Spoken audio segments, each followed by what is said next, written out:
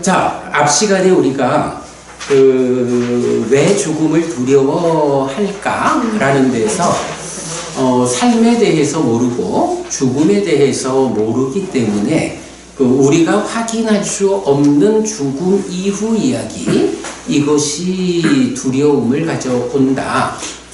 자, 그래서 어쨌든 이제 이런 죽음 이후와 관련한 세 가지 관점이 있다라는 것을 알아보았고요. 그 가운데에서 이제 지금부터는 그 세 가지 관점 중에 부처님은 어떤 관점으로 삶을 설명하는가 라고 하면 아까 썼던 세 가지 중에 첫째, 단멸론. 몸이 죽는다고 해서 끝나는 것은 아니다 해서 첫 번째 단견은 배제가 되고요.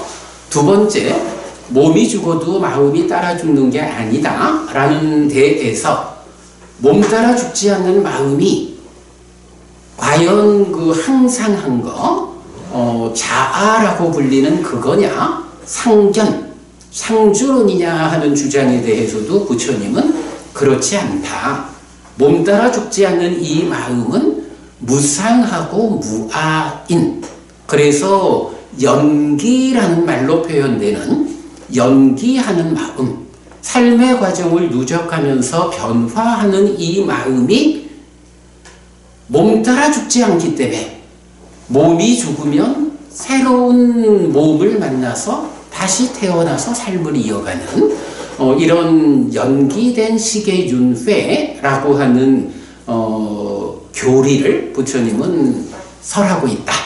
여기까지를 우리가 지난 시간 공부한 거로 하고요. 자, 지금은 이제 우리가 이 몸으로 살아있는 한 확인할 수 없는, 그러나 모르면 안 되는, 우리가 죽으면 어떻게 되는가 하는 주제에 대해서 부처님은 어떻게 설명하고 있느냐 하는 요 하나의 이야기를 오늘 말씀드리도록 하겠습니다. 결국 이런 모든 것들이 이제 삶을 보는 시각이죠. 단별론적인 시각을 가지느냐, 상주론적인 시각을 가지느냐, 연기된 식이 윤회한다라는 부처님적인 시각을 가지느냐 하는 차이인데, 그 중에 부처님의 시각, 이 시각이 타당하다라고 생각하는 사람은 불교 신자가 되는 거고, 이 시각이 타당하지 않다, 나는 내가 이해하기로는 단별론, 죽음은 끝이다 라는 것이 타당해 보인다 라고 생각하면 아지타 개사감관리류의 유물론적인 삶을 살게 되는 거고, 아니야, 윤회를 하기는 하는데 그게 창조주 하나님 브라흐마의 분신이라고 불리는 아트만, 자아라고 하는 이것이 윤회하는 거요. 이런 관점을 가지면 말하자면 힌두교 신자가 되는 거고, 이런 그 삶에 대한 시각들을 스승이 달리하고 그 스승을 중심으로 종교가 형성되고 이런 거죠. 그 가운데 부처님은 몸 따라 죽는 것도 아니지만, 그러니까 몸 따라 소멸하는 것도 아닌 이 마음이 아뜨만이라고 불리는 그게 아니라 삶의 과정을 누적하면서 변화하는 마음이다. 그거를 연기된 식 이렇게 부르는데, 이 연기된 식이라는 내 마음이 자, 죽은 다음에 어떤 현상이 이어지느냐. 자, 죽은 다음 이야기.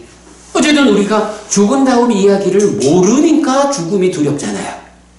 죽은 다음 이야기에 대해서 알면 죽음을 두려워하는 사람이 있을 수 있고 두려워하지 않는 사람이 있을 수 있어요. 왜 그러냐 하면 살아생전, 아까 어느 분 말씀하셨지? 살아생전 나쁜 짓을 많이 해가지고 죽은 다음에는 내가 분명히 지옥 갈 거예요. 짐승으로 태어날 거예요. 요게 눈에 보이면 어때요? 죽으면 안 되잖아. 죽기 전에 조금이라도 더 그런 나쁜 세상에 태어나지 않기 위한 노력을 해서 내 삶의 방향을 바꿔놓고 죽어야지. 지금 당장 죽으면 지옥 갈 게 뻔해. 이러면 죽음이 두렵지. 그러나 그래서 죽으란 얘기를 하는 건 아니지만 내가 한평생 살아온 게 부처님 가르침에 의하면 지금 죽어도 나는 하늘에 태어날 게 뻔해. 이러면 지금 뭐 죽어야 한다라는 얘기는 전혀 아니지만 막상 지금 당장 죽음이 닥쳐왔다라고 해도 두려울 게 없는 거예요. 알거든. 이 죽음 이후 내 삶이 어떻게 되는지를 내가 알고 있으면 아니 더 좋은 삶이 하늘에 태어나가지고 신으로 살아가면서 행복하다. 오랜 세월 행복하게 신으로의 삶을 살게 된다. 이게 눈에 보이는데 두려울 일이 뭐 있어요. 담담하게 죽음을 맞이할 수 있지. 이런 측면. 자, 그래서 이제 우리가 부처님은 죽은 다음 이야기를 어떻게 설명하는가 라는 부분을 이제부터 되도록 빠른 시간 안에 말해보도록 하겠습니다. 자, 그 오늘 드린 교재 중에 그 죽음은 무엇인가 다음에 스승의 영역에 속하는 거 이렇게 표기해 놨어요. 하여간 이제 삶을 보는 시각을 견해라고 말해요. 견해. 그리고 불교 안에는 이 견해를 바른 견해, 삿된 견해로 구분을 하거든요. 그래서 바른 견해는 정견이다. 그리고 삿된 견해는 사견이다. 이렇게 말을 해요. 여러분, 우리 팔정도라고 하는 삶의 향상을 이끄는 길이 있죠? 팔정도의 시작이 뭐야? 정견. 삶을 보는 바른 시각으로 시작하잖아요. 예. 그래서 이 정견이라는 것은 이제 경에 보면 뭐 어떤 주제로 접근하느냐에 따라서 다양하게 나타나요. 그런데 그 다양한 바른 견해 중에 가장 원초적인 형태의 바른 견해가 있다. 그래서 요건 뭐 제가 이제 이렇게 설명을 하고 있어요. 원초적 바른 견해. 자, 원초적 바른 견해에 대해서 지금부터 설명을 하려고 그래요. 자, 우리가 지금 이 몸과 더불어 살아가는 것을 뭐 금생 또는 이 세상 이렇게 표현을 하죠. 그리고 이 몸이 죽은 다음에 그 연기된 삶의 과정을 누적하면서 변화하는 마음이 새로운 몸을 만나서 살아가는 윤회하는 그 삶을 다음 생 이러는데 저세상 이런 표현을 쓰죠.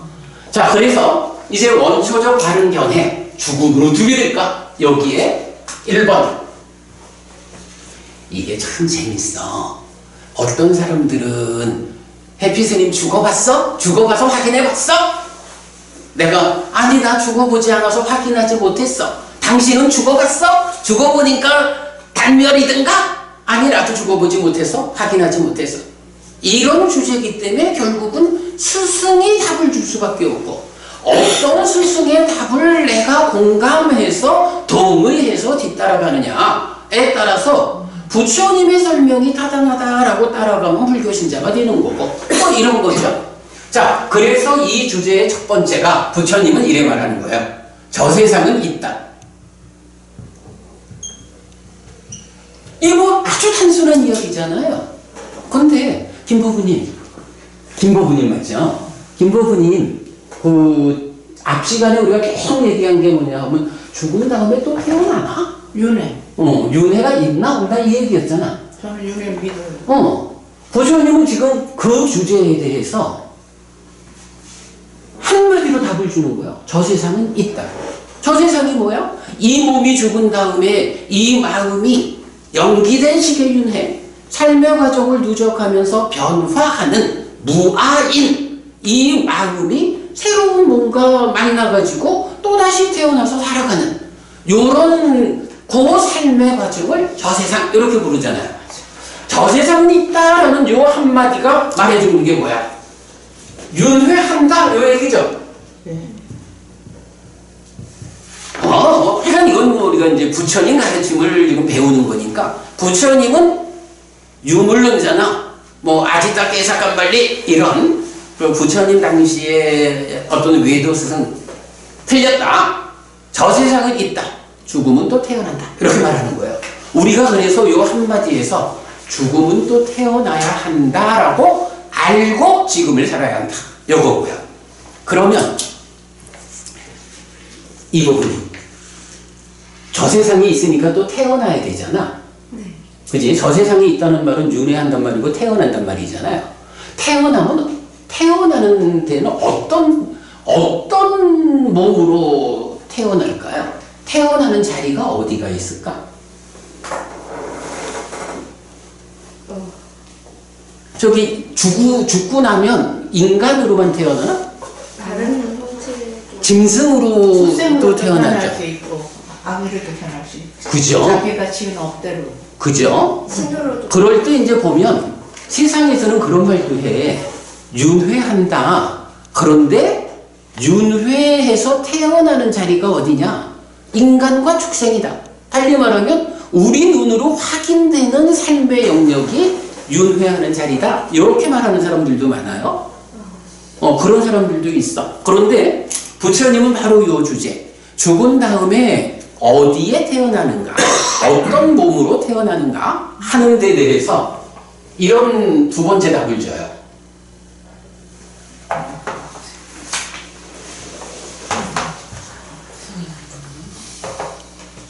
화생하는 중생은 있다.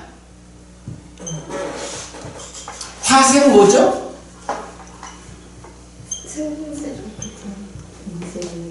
자, 여러분 그저 테란스파 사생 이런 말 하시죠? 중생으로의 삶이 테란스파 해서 태라는 게 뭐예요? 어머니 태로 태어나는 삶이잖아. 보통 인간이나 짐승들이 대부분은 아니지, 많은 인간과 짐승들이 태로 태어난다고요. 란생은 뭐예요? 알로 태어나는 거지 뭐. 알로 태어나는 짐승들 많잖아요. 습이라고 하는 거는 요거는 요즘 과학적으로는 이게 다 이 안에 포함되는 거지 하겠지만 인도적인 삶에 대한 관점에서는 특히 이제 물 운덩이거나 썩은 생선이거나 요런 데에서 그 습기 가운데에 태어나는 요런 벌레들 요런 종류를 습생이라고 불러요. 그리고 화생이라는 게 또 하나 있다고. 테란스파 사생 이야기는 우리가 많이 듣는 거야. 그럼 박구분이 화생은 뭘까요? 말하자면 태어나는데 무엇으로 변해서 태어나느냐 그 말이지. 그러니까 화라는 말이 그런 거죠. 변화. 네, 변화해가지고 태어나는데 축생으로 태어날 수도 있고 식물로 태어날 수도 있고 개구리.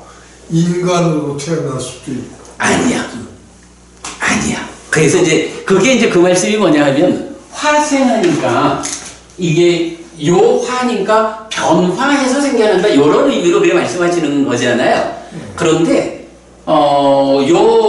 화생이라는 말의 원래 의미는 기본적으로 태로 태어나거나 알로 태어나거나 습기 가운데 태어나는 요거는 어떤 생명들이냐 하면 이게 인간하고 짐승하고가 축생이 있다고요. 그리고 화생이라는 거는 하여간 이거를 변화한다는 의미로 드니까 뿅 하고 태어난다. 어머니의 태도 필요치 않고 알도 필요치 않고 그냥 짠 하고 나타나는 이런 식으로 설명을 많이 하지만 그건 별 의미가 없고 부처님이 설명하는 그러니까 중생들의 삶의 영역이 테란습이라는 이름으로 인간과 짐승의 삶의 영역이 있고 그 외에 중요한 거는 인간과 짐승은 어때요? 이거는 우리 눈에 보이죠? 눈에 보이는 존재 상태거든? 그런데 우리 눈으로 확인되지 않는, 그러니까 보이지 않는 존재 상태가 있다는 거예요. 그래서 경은 이 화생에 대해서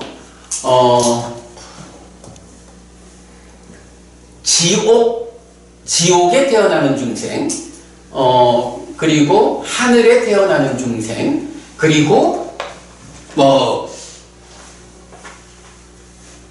괴로움을 겪어야 하는 중생 이런 식으로 이제 경에는 나타나는데 뭐 우리가 이제 쭉 그 세상의 구성을 보면 아귀로의 태어남 그리고 이제 뭐 경에 보면은 뭐 잔잔하지만 뭐 이러저러하게 뭐 땅의 신이라든가 뭐 나무의 신이라든가 이런 부분 나타나는데 거의 무시해도 뭐 좋을 내용이고 그래서 보면 화생이라고 하는 중생은 지옥, 축생, 하늘의 신, 아귀 요런 이제 세 가지로 대표가 돼요.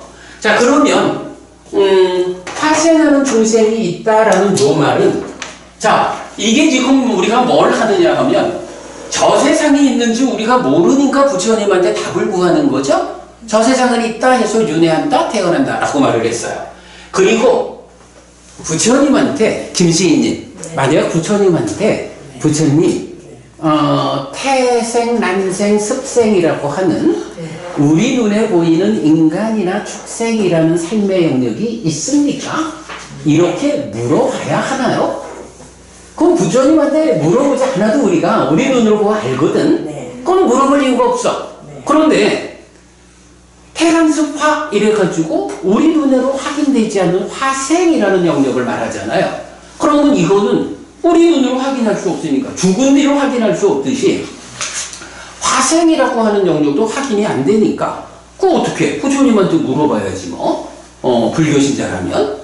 그래서 이제 태란습 이 부분은 물어볼 거리가 안 되고 화생이라는 중생 상태가 있습니까? 이런 질문이 되는 거예요. 그때 부처님은 화생하는 중생은 있다 이렇게 답을 주거든. 그러면 이 이야기가 뭐죠? 저 세상은 있다라는 데에서 윤회한다는 결론이 생겼죠. 그런데 이런 결론에 더해서 화생하는 중생이 있다라고 하니까 죽은 다음에 내가 태어나는 자리가 어디인가? 보이는 거로 치면 인간이거나 축생으로 태어나겠지 뭐. 세상엔 이런 윤회를 말하는 사람들도 많이 있어요. 그런데 부처님은 화생하는 중생이 있다 하는 요 말을 통해서 아니야. 인간들이 확인하지 못하는 삶의 자리가 있어. 요걸 알려주는 거야. 그러면 인간과 짐승이 있고 지옥, 하늘, 아귀 이렇게 있죠. 그래서 윤회에서 태어나는 그 자리가 어떤 자리가 있느냐라고 하니 요 자리를 기본적으로 인간들의 우리의 삶의 자리가 있어요. 그리고 우리 눈에 보이는 축생, 짐승으로의 삶의 자리가 있어요. 그리고 여기에 화생이라고 하는 지옥 중생이 있고 축생이 있고 그 위에 아귀라고 불리는 이런 죽은 뒤에 괴로움을 겪어야 하는 존재 상태가 있고 그리고 그 위에 인간이 있고 그 위에 하늘 세상 이 하늘에 태어나 살아가는 존재를 신 이렇게 중국에서는 번역하고 있죠. 그래서 화생하는 중생이 있다라는 요 한마디에 의해서 윤회하는 우리가 태어나는 자리가 5군데가 있다 라고 말하는 거예요.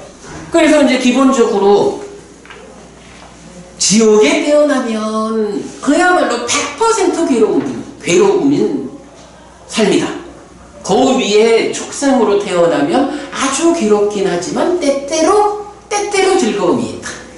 그 위에 아귀에 태어나면 괴롭긴 하지만 그래도 즐거움도 좀 있다. 인간으로만 태어나도 그래도 괴로움보다는 즐거움이 조금 많은 그런 삶의 상태다. 신으로 태어나면 괴로움보다는 행복이, 즐거움이 훨씬 많은 상태다. 그리고 불교의 완성은 뭐죠? 이런 그 윤회하는 삶에서 벗어나는 거. 그죠? 태어나서 몸에 구속된 삶을 살아가면 어쨌든 몸 때문에 겪는 아픔이 있는 거야. 그래서 더 몸으로 가지 않게 된 해탈에서 열반을 실현한다, 깨닫는다, 윤회에서 벗어난다 라는 이 완성 과정이 이 5갈래의 태어남의 자리에서 벗어나는 곳으로 존재한다고요. 자, 그렇게 이제 6가지를 말할 수가 있는 거야. 자, 그래서 아주 간결해요. 저 세상은 있다라는 말로 윤회하는 거예요. 화생하는 중생은 있다라는 말로 죽은 다음에 어디에 태어납니까? 지옥 가거나 축생이거나 악이거나 인간이거나 하늘이라는 이 5갈래의 세상 가운데 어디에 태어나게 된다. 이 말이고요. 자, 그 다음에 누구한테 여쭤봐야 되나? 우리 저 윤보부님, 이렇게 지옥도 있고 축생, 악이, 인간, 하늘 이래 있거든. 이 세상이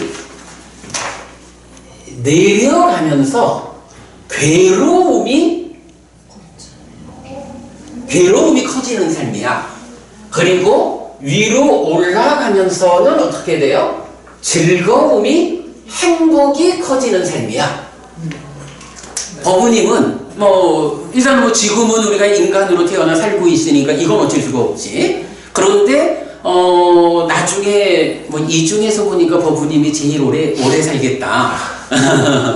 법부님 그래도 나중에 세월이 지나면 죽을 거 아니야. 죽은 다음에 자, 우리 신중하게 대답해 보자고. 법부님 죽은 다음에 지옥에 태어나면 좋겠어? 축생이나 악이나 인간이나 하늘이나 어디에 태어나는 게 좋겠어? 하늘. 원하는 대로 된다면?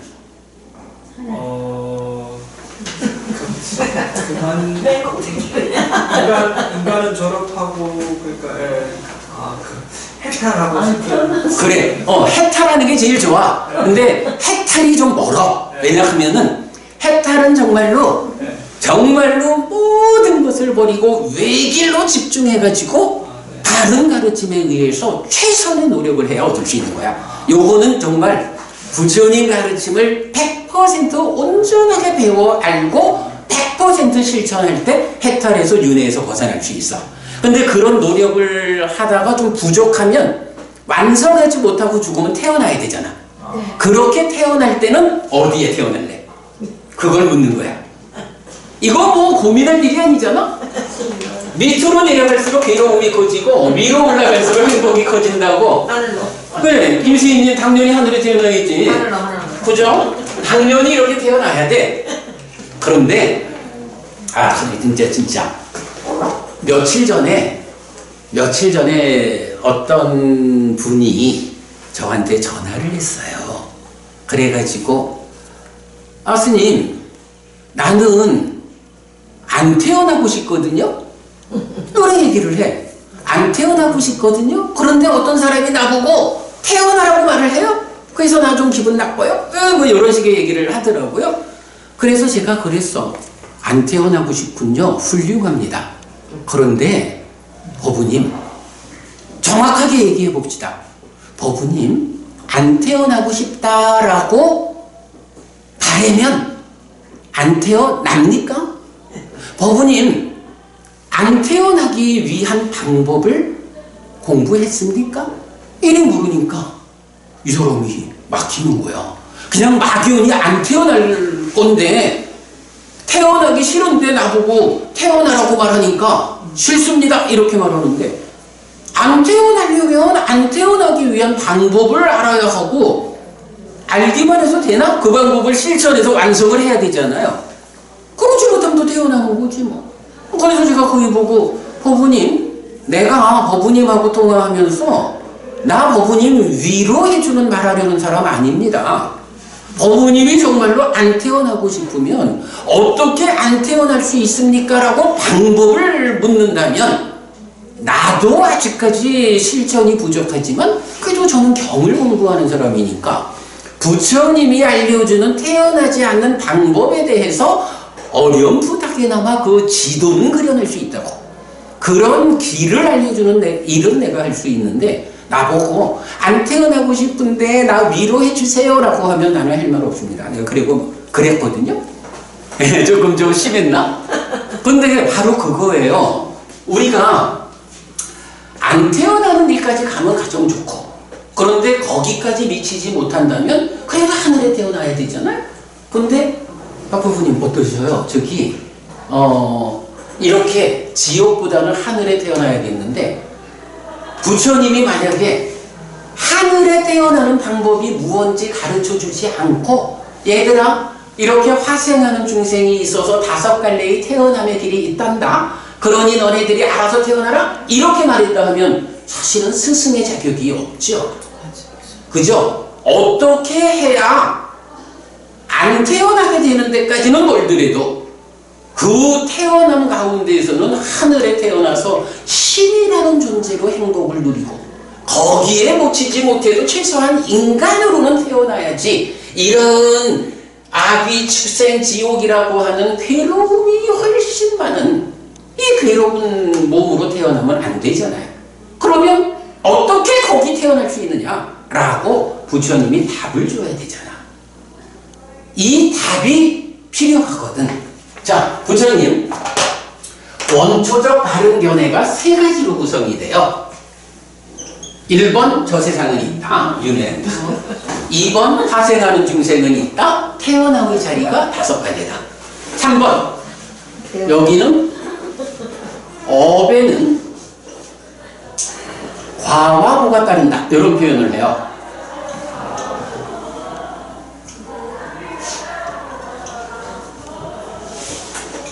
요 말이 이제 뭐냐 하면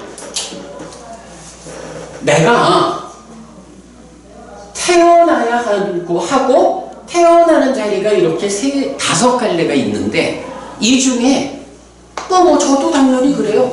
뭐 금생에 삶을 완성해서 태어나지 않음을 실현할 수 있으면 으뜸이고 거기에 공부가 미치지 못해서 또 태어나야만 한다면 나는 뭐 정말 하늘에 태어나야겠다라고 분명히 생각을 해요. 그러면 하늘에 태어나는 방법이 무엇입니까? 불교 신자니까 당연히 부처님한테 물어봐야 되잖아. 부처님은 거기에 대한 답을 업에는 과와 보가 따른다. 내가 한평생 살아간다고 산다라고 하는 것이 행위하는 것이고 이 행위를 이제 업이라고 부르잖아요. 그러니까 행위가 업이라는 게 행위거든요. 그런데 이 행위에는 과와 보가 따른다, 이런 말을 해요. 요거 하면 우리가 아까 말했던 책임 뭐 태어나지 않을 수 있다 하면 그러니까 이제 단멸론이 맞다면 내 삶에 대해서 책임지지 않아도 되는 거 얼마나 좋을까? 사실이 아니라서 그렇지? 이런 얘기 했던 거잖아요. 업에는 내가 어떤 행위를 하면 이 행위의 결과가 생긴다는 거예요. 내가 좋은 행위를 하면 그 좋은 행위를 통해서 행복이라는 즐거움이라는 결과가 생기고 나쁜 행위를 하면 거기에 따라서 괴로움이라는 결과가 생겨나는 거예요. 자, 그래서 내가 어떤 행위를 했더니 이제 백이라고 하는 백의 즐거움이 생겨났어. 백의 결과야. 아니면 나쁜 행위를 해서 백의 괴로움이 생겨났어. 이렇게 되잖아요. 이게 이제 과요. 그런데 여기서 우리가 주목해야 되는 것이 부처님은 이런 말을 해요. 자기가 행위한 그 결과를 그대로 겪어야 한다라고 말하면 그렇게 해서는 깨달을 수 없다. 삶을 향상할 수 없다. 행위의 보를 겪어야 한다라고 말하면 깨달을 수 있고 삶을 향상할 수 있다 라고 해서 결과인 과하고 행위의 결과하고 다른 개념으로의 보라는 걸 말하거든요. 이 보라는 게 이제 뭐냐 하면 대표적으로 경은 이런 말을 해. 소금 덩어리가 하나 있어요. 이 소금 덩어리를 요 작은 찻잔에다가 여기에 지금 커피인가? 요 차 안에 지금 커피가 있잖아요. 요 커피에다가 소금 덩어리 요만큼을 여기다 집어넣으면 김씨님 이 커피 먹기 힘들 거예요. 너무 짜서. 그러니까 소금을 한 움큼 넣으니까. 수행이다 생각하면 맞을 수 있어요, 선생님.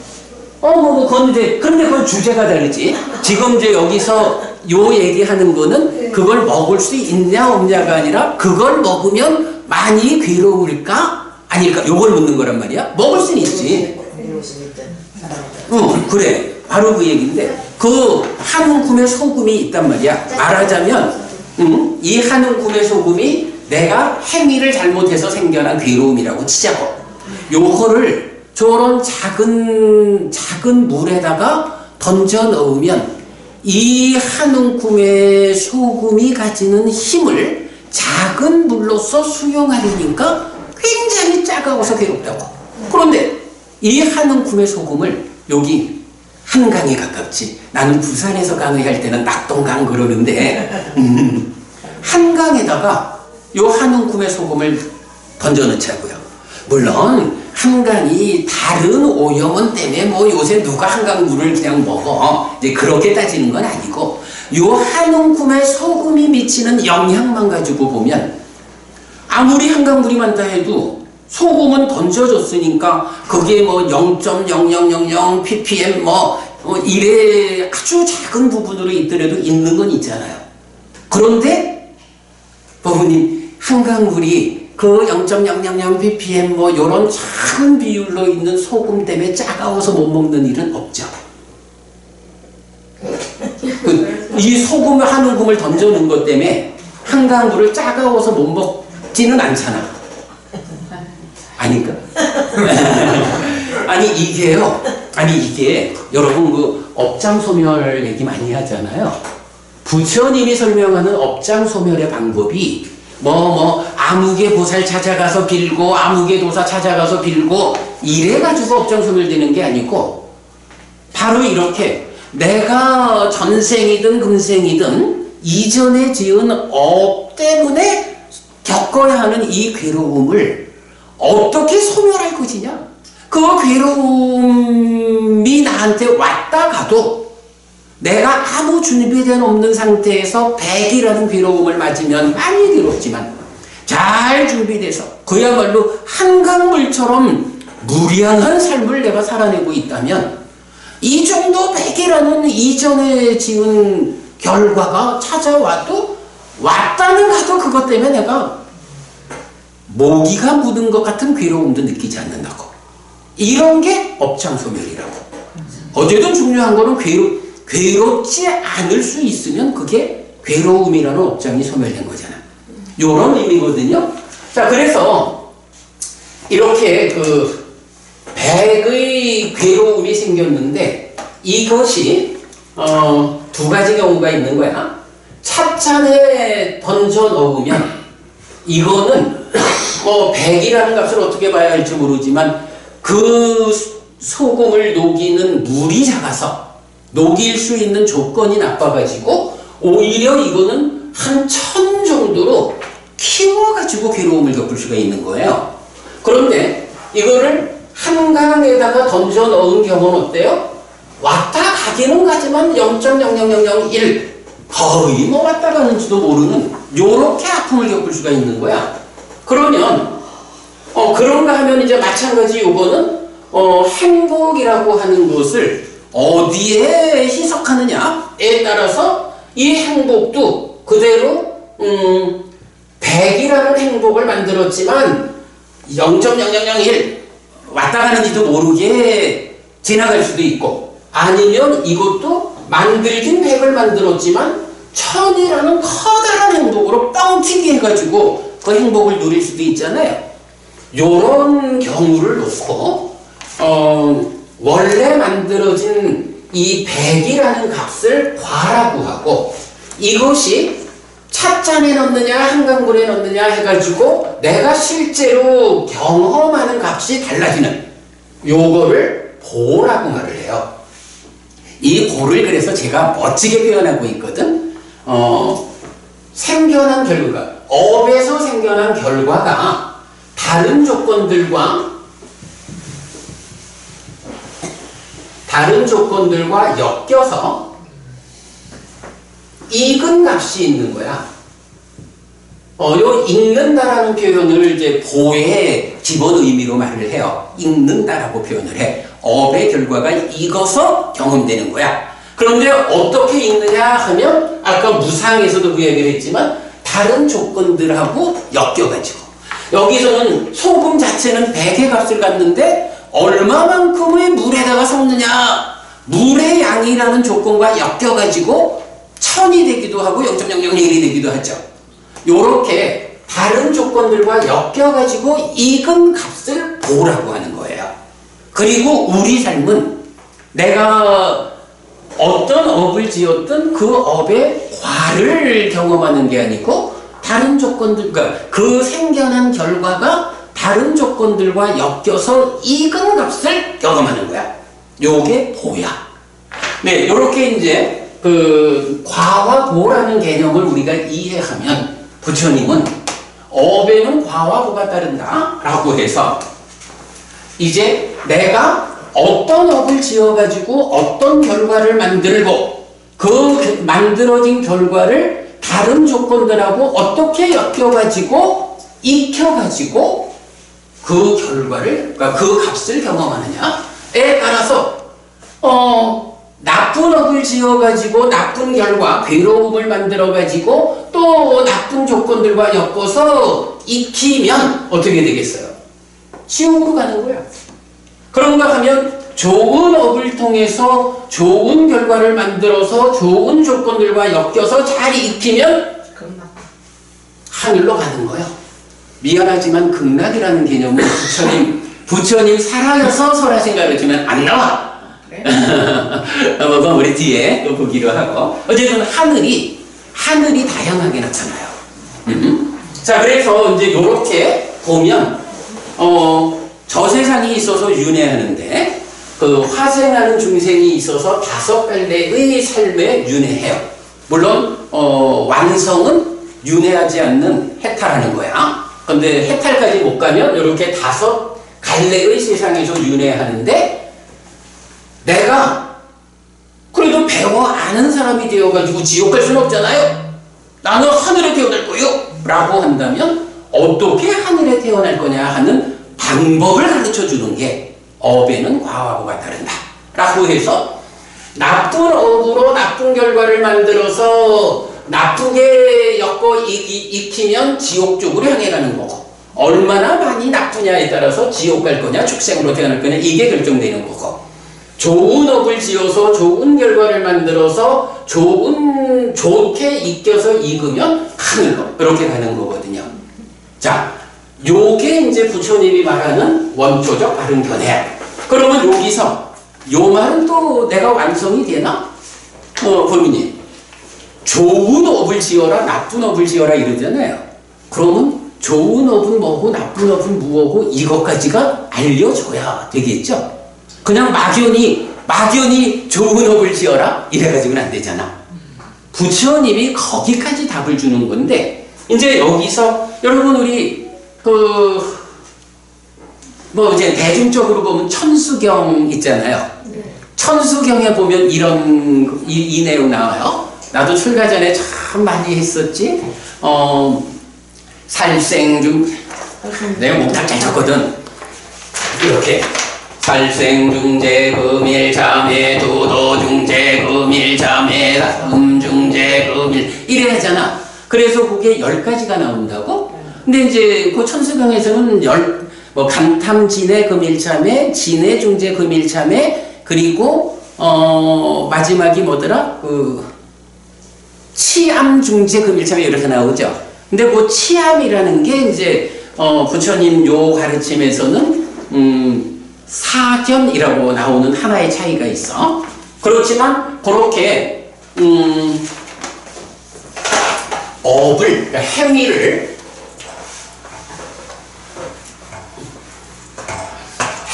말하는데, 이제 어떤 행위가 좋은 행위여서 하늘로 이끌고 어떤 행위가 나쁜 행위여서 지옥으로 이끄느냐 라는 것을 말할 때 우리가 보통 신고의 삼업 이렇게 말하죠.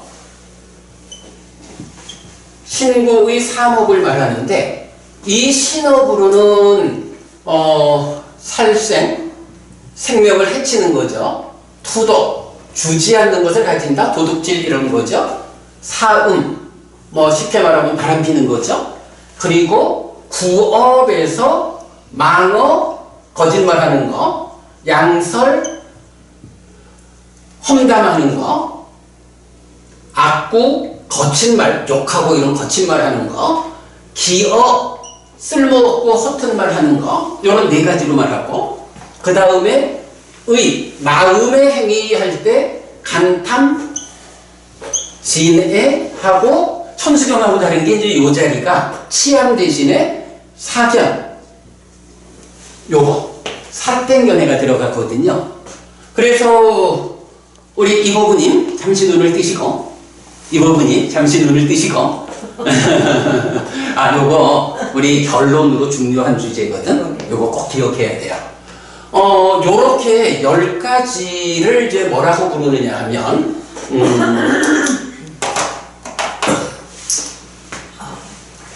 10가지 악한 업이다. 10악업 요렇게도 부르고, 또는 10가지 불선업이다 이렇게 이제 불러요. 그런가 하면 요거와 반대되는 개념, 다른 생명을 해치지 않는다. 아까 제가 우리 거부님 진짜 초파리 하나라도 죽이지 않으려고 부엌에 들어와 있는 거 그냥 둘 순 없으니까 어찌 뭐 이렇게 해가지고 문 밖에 살려주고 뭐 이런 노력을 하는 거, 그렇지 않다 해도 우리가 살아가면서 우리가 다른 생명을 해치면서 사는 게 많잖아요. 다른 생명을 해치지 않는 삶, 요거를 살생의 반대말로 불살생, 생명을 해치지 않는 거. 근데 여기 살생 불살생에는요 꼭 다른 생명이라고 하질 않아. 그냥 생명을 해치고 해치지 않고거든. 그 얘기는 뭐냐 하면 나 자신도 생명이잖아요. 너를 해치는 거는 나쁜 일이고 나를 해치는 거는 나쁜 일 아니야? 이거 아니야. 나를 해치는 것까지도 생명을 해치는 일이라고. 그래서 불교적으로는 윤보부님, 불교적으로는 자살이 허용이 안 돼. 그렇죠. 그것도 살생업. 그럼요.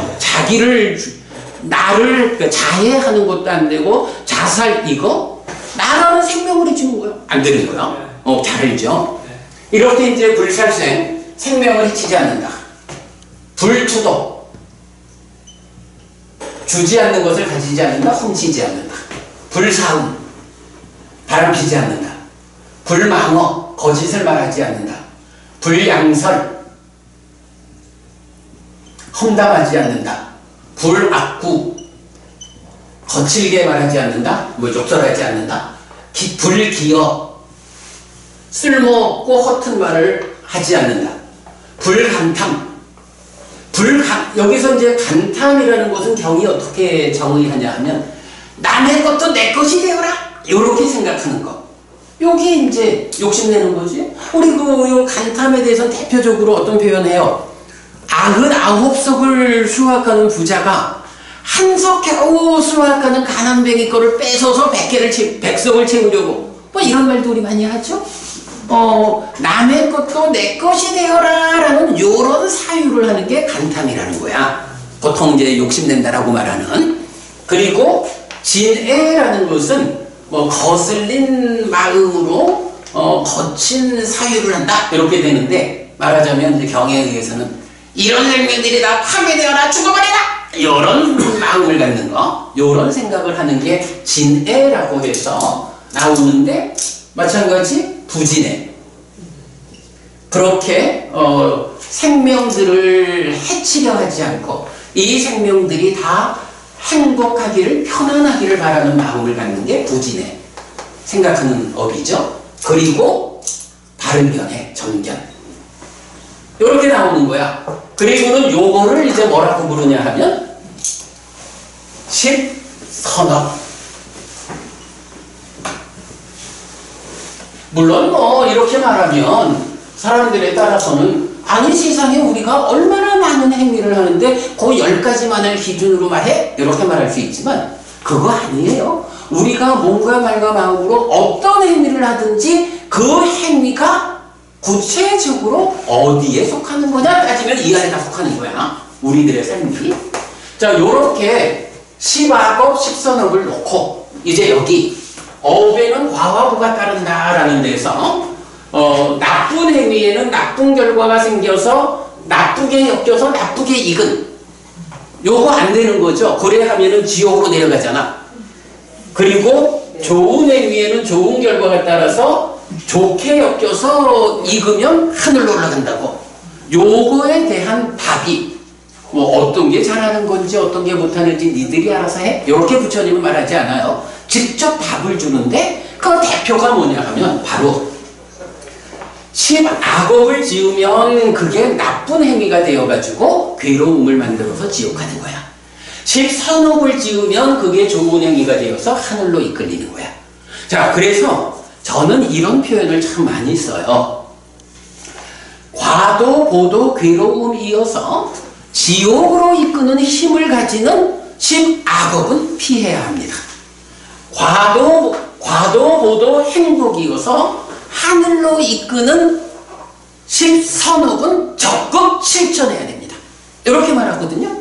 그럼 그게 뭐예요? 바로 부처님이 원초적 바른 견해로서 저 세상은 있다라는 한마디를 통해서 우리가 죽으면 또 태어나야 합니다. 벗어나기 전까지는. 그래서 윤회가 있다라고 알려주고, 그리고 그러면 윤회해서 태어날 때 어디에 태어납니까? 화생하는 중생은 있다라는 한마디로서 바로 인간과 축생을 제외한 하늘, 악의 지옥이라는 화생하는 영역이 있어. 너네들이 공부가 부족해서 보지 못할 뿐이지 깨달은 자의 눈에는 보여. 이렇게 중생세상을 우리가 보지 못하는 부처님의 지혜로서 보는 삶을 설명하는 거예요. 그래서 태어날 자리가 이렇게 5개야. 근데 그 중에 사실 가장 중요한 거는 아는 것보다 중요한 게, 그래서 내가 어떻게 살아가지고 살아서도, 요 표현, 살아서도 갈수록 괴로움은 줄어들고 행복은 늘어나는 삶을 살다가 죽은 다음에는 지옥으로 향하지 않고 죽은 다음엔 하늘에 태어날 것인가, 이런 구체적 방법이 필요하잖아. 바로 그 방법을 업에는 과와 보가 따른다 라는 한마디. 그래서 과도 보도 괴로움이어서 지옥으로 이끄는 10악업은 피해야 합니다. 과도 보도 행복이어서 하늘로 이끄는 10선업은 적극 실천해야 합니다. 부처님 가르침은, 자, 왜 죽음을 두려워할까? 라는 이 주제에 대해서 부처님은 이렇게 명확하게, 자, 우리가 산다는 것이 무엇이냐? 나라는 존재는 이러하다. 그럴 때 이 삶의 과정에 대해서 어떻게 알면 바른 알을 가지고 삶을 보기 때문에 내 삶의 방향이 명확해지면서 죽음이 언제 닥쳐오든 두려움 없이 그 죽음을 맞이할 수 있을까? 여기에 대한 답을 바로 이런 원초적 바른 견해라는 3가지를 통해서 답을 주는 거예요. 그리고 이런 답은 이제 스승마다 설명하는 방법이 달라요. 그런데 우리가 불교 신자인 이유는 부처님이 설명하는 이런 답에 내가 공감하고 동의하고 신뢰를 일으켜서, 아, 나도 부처님이 알려주는 이 방법대로 살아야겠다, 이렇게 삶의 방향을 선택했기 때문에 불교 신자가 되는 거예요. 다른 스승께서 말하시는 어떤 방법에 공감, 동의, 신뢰해서 뒤따르면 그 스승의 신자가 되는 거예요. 이런 차이가 있다. 다만 다른 스승의 말씀은 내가 잘 모르니까 여러분들한테 내가 다른 스승의 가르침을 설명할 수는 없죠.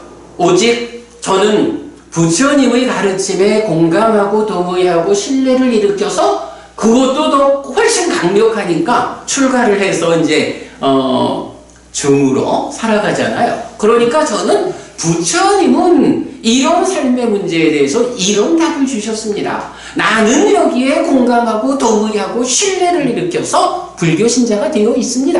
여러분께서 부처님의 이런 설명을 들어보시고 여러분이 공감할 수 있고 동의할 수 있고 신뢰할 수 있으면 여러분도 배워 알고 실천하는 일을 통해서 불교 신자가 되시고, 그런 가르침을 그야말로 배워 알고 실천하는 이 힘으로 여러분들의 삶이 내려가는 삶이 아니라 올라가는 삶이 되도록 이끄십시오. 요 얘기를 오늘 전하고 있는 거죠. 자, 우리 김양임 시인님 부군께서 얼마 전에 이제 돌아가셔서 그 부군의 죽음을 맞아서 힘든 마음을 김 시인님께서 이제 말씀을 하시고 우리가 같이 공부를 좀 하면 좋겠다라는 의논에서 오늘 주제를 죽음을 즐겁게 받아들일 수는 없는지요? 라는 제목으로 이제 말씀을 했고, 원래는 제가 여기에서 이제 좀 더 구체적 이야기들을 공덕이라고도 하고 복이라고도 하잖아요. 이제 요런 내용도 좀 같이 준비를 하고 했는데, 요런 이야기도 뒤에 기회가 되면 설명하기로 하고, 오늘은 이렇게 원초적 바른 견해에 대한 이해를 통해서 10악업을 피하고 10선업을 실천하면 우리가 또 태어나야 하는 중생으로서 그 다섯 갈래의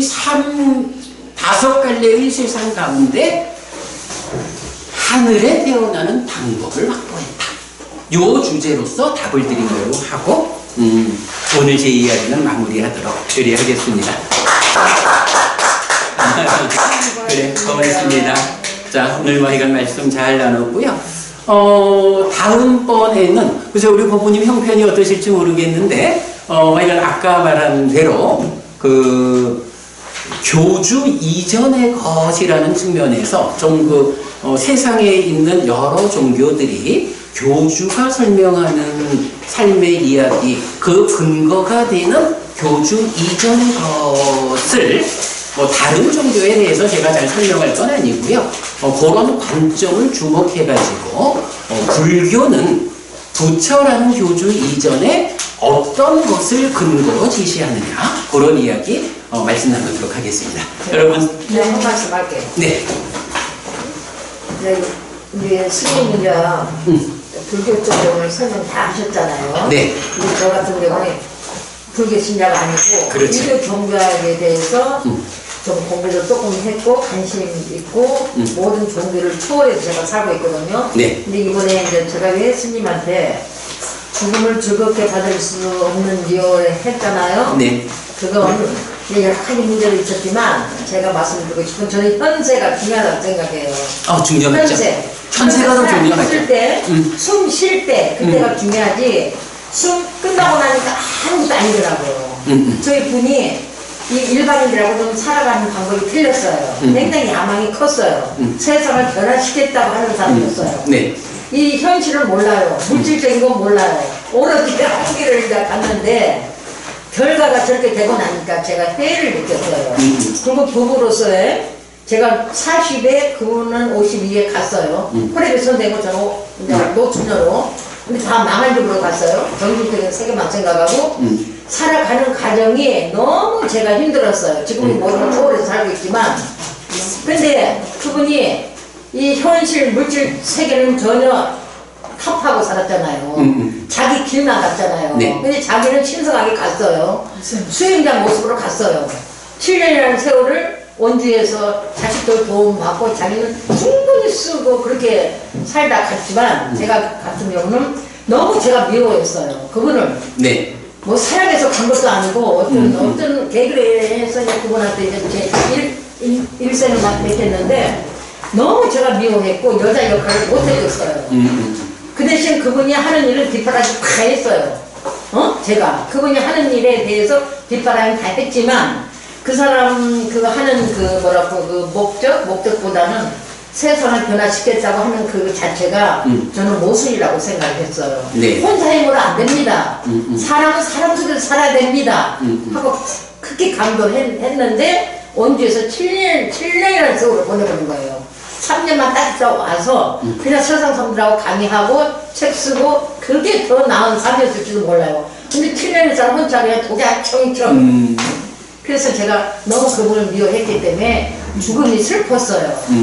이렇게 갈 줄 알았더라면 제가 좀 따뜻하게 여자로서 좀 알콩달콩 해드릴 걸 너무 제가 차갑게 되었어요. 근데 법은님 그게 있잖아. 나는 괴로웠던 예, 법은님 그 말씀은 알겠는데 여기서 제가 마무리로 꼭 하고 싶은 얘기는 네네네. 돌아가신 분은 이제 부분이셔요. 네. 그런데 이제 부부님은 그 돌아가신 부분의 죽음을 맞이하는 입장에서 저는 준비를 안 했었어요. 법부님의 입장을 지금 표현하신 거고, 네. 저는 네. 살아있는 자가 죽은 자를 네. 보는 그 관점이 아니라 네. 어쨌든 누구나 죽어야 하는데 죽음의 당사자가 되면 네. 죽음의 당사자, 죽었다라고 할 때 그의 죽음 이후는 어떻게 되는 것일까? 라는 요 부분에 대한 부처님의 설명을 오늘 이야기한 거지. 그렇죠. 예, 그 관점의 차이만 보면, 있고, 네. 현세도 잘 살면 후의 세상도 몰라요. 저는 사후세계를 몰라요. 그 가는 책도 읽어봤지만 제가 그래서 네. 제가 지금 요 시바법과 십선업에 대해서 과도보도 괴로움이어서 지옥으로 이끄는 힘을 가지는 시바법은 피해야 한다 이렇게 말했잖아요. 요게 꼭 죽은 다음의 일만이 아니고, 그래서 아까 제가 그런 표현을 한 거야. 갈수록 괴로움은 줄어들고 행복은 늘어나는 삶을 살다가 죽은 다음에 하늘에 태어나는. 이래서 저도 뭐 아주 동의해요. 법부님 말씀. 그럼 현재 잘 사는 게 가장 중요해. 현재에 잘 사는 게 가장 중요하고, 다만 우리 삶이 이 현세에만 그치는 게 아니라 죽은 다음에도 이어지기 때문에 조심하세요. 죽음 이후까지를 함께 설명하고 있다는 거지, 중요한 건 현세지 뭐. 법부님 살아서, 그러니까 저 앞으로 법부님 한 3, 40년 네. 저하고 한 3, 40년 같이 살아봅시다. 그 삶의 과정에 이 표현은 정말 큰 거야. 갈수록 괴로움은 줄어들고 행복은 늘어나는 삶을 살자. 그래서 제가 저번 그 카톡방에다가 내가 무리하게 숨이 멈추는 것은 끝이다. 숨 쉼은 시작이다. 그런 표현을 했어요. 그래가지고 의견이 분분했는데. 뭐 여러 얘기를 할 수 있죠. 살아있을 때 정말 저는 맞아요. 서로가 살아있을 때가 가장 중요하고, 다만 살아있을 때에 대한 집중도가 너무 커지다 보면 이 죽음 이후에 대해서 무관심하다 보면 죽음 이후까지 영향을 미쳐서 내가 책임져야 하는 이 부분을 좀 무시하고 살 수가 있다고. 그러다 보면 그러니까 그게 이제 견해의 문제를 일으키기 때문에, 그러면 삶이 미래를 보지 못한다라는 것 때문에 지금 십아법을 실천하게 되기가 쉽다고. 그런 것들을 피해야 돼. 끝. 우리 오늘 두 분 법부님 말씀 많으셨는데, 우리 이제 요 동영상 편집할 때 다 포함해서 합니다. 우리가 각각의 견해를 이제 서로 말했는데, 나는 오늘 공부가 아주 좋았다고 생각해요. 제가 강제를 많이 알아갖고 이제 겨우 나가는 그래, 아무튼 수고하셨습니다. 이제 가야 되는데 끝까지 안 그래, 참 아까 목사님 부르시는 거 같은데 어디 가셔야 되는데. 네. 그리고 제가 법부님 오늘 제가 혹 실례 있었다면 이해를 하고요. 그래, 들어가셔요.